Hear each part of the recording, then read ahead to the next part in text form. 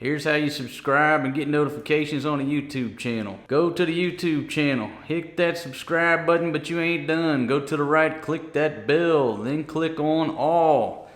Then pull that iPhone out of your pocket, open up the YouTube app, top right hand corner of your screen. I want you to click that channel icon. Now yours will look different than mine, but click it. You'll get to the next screen, click settings. Then on to the next screen, click notifications.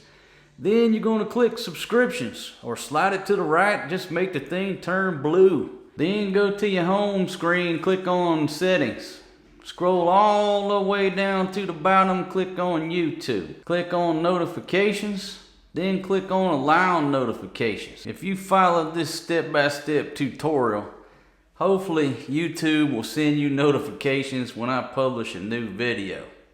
I want to thank y'all for joining me.